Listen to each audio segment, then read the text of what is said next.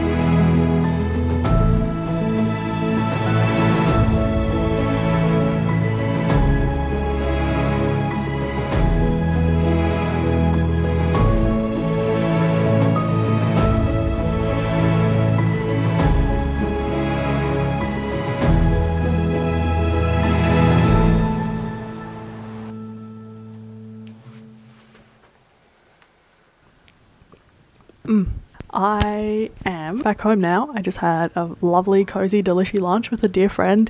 Forgot to film what I had, kind of as usual. They are kind of known for their toasties, even though I'm kind of like, you can make toasties at home.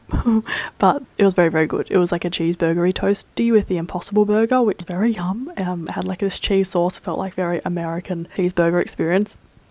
I was very here for it. I don't know what vegan cheese they're using, but the Impossible Burger is also very thin, which I quite like. Like, it's not like a very thick Beyond Burger experience. So texturally as well, I think I prefer. I cannot believe I found those shoes. I have had my eye on that style since I saw a pen pal wear them a lot in the UK. I know they're like an outdoor shoe, but they're also like a style in of themselves, and they're like brand new. They were $8 and they're so comfortable. Like, I don't think I've known foot support like that in quite some time, because most of my shoes are secondhand, which is becoming a bit of a problem when you try on shoes that actually fit and then you're like, oh, this is how they're meant to feel.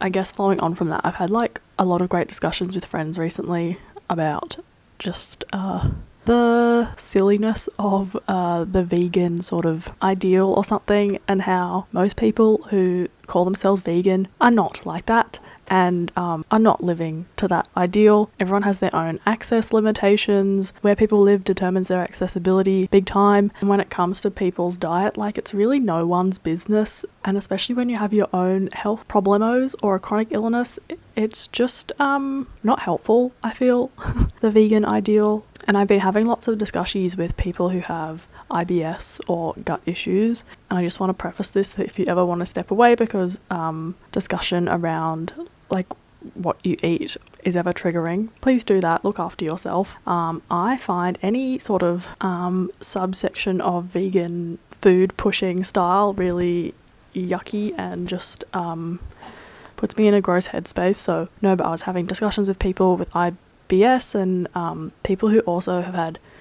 SIBO, which is what I have. I seem to have long term, and how there just is not enough like protein options for people who are vegetarian or vegan and have like a gut in distress, which has meant they've put eggs back in their diet or just dropped the label of vegan and just essentially they're still eating mostly vegan food. They are having more protein options because for variety's sake and for a gentle food on their gut, they need another option. And I was chatting with someone who said, that must be weird referring to me as someone who pushes veganism or is recommending being vegan. And I sort of broke out in a mini cold sweat at that being said, because I was like, is that what I'm doing? I really hope not. I asked a few friends and they were like, I think the only thing you perpetuate or push is like food positivity, but I know they're very loving. And so some people who might not know me as well or are just looking from an Insta perspective might think I'm just pushing people being vegan, but that's just want to say never what I am intending to do. For me, food is how I got into vegan cooking, in like how Nigella said that it's like cooking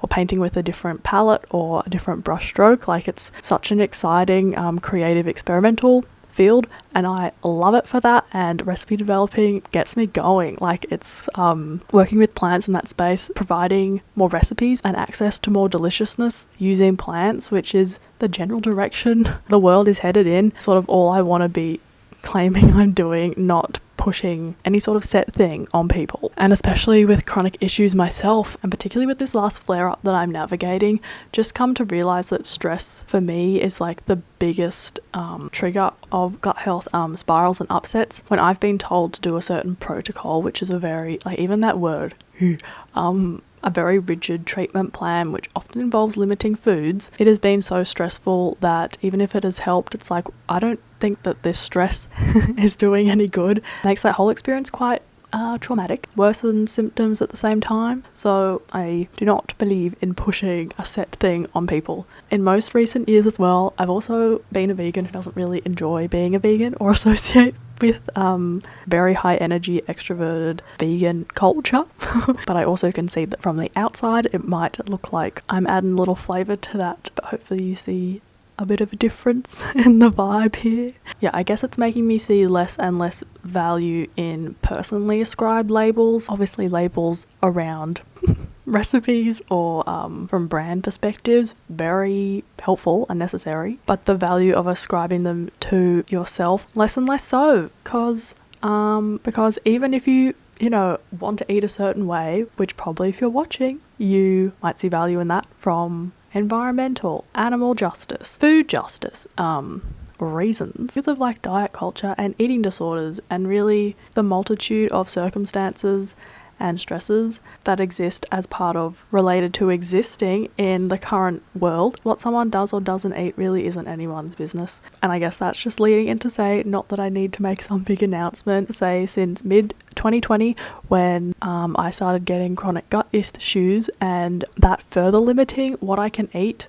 Like, I mean, I chose to go vegan and for the joy of it, and then had to go gluten-free. That wasn't a choice. It's not my choice to be gluten-free. And then to be told again that foods high in FODMAPs, high starch foods, and really rich foods, quite processed foods, trigger my gut health stuff into a spiral. From the last flare-up I had, it was causing more stress to me that just there were so few protein options I could have which keep you full. So I now eat an egg every once in a while as a quick protein option, which my taste buds have changed. They're not like something I'm mad for.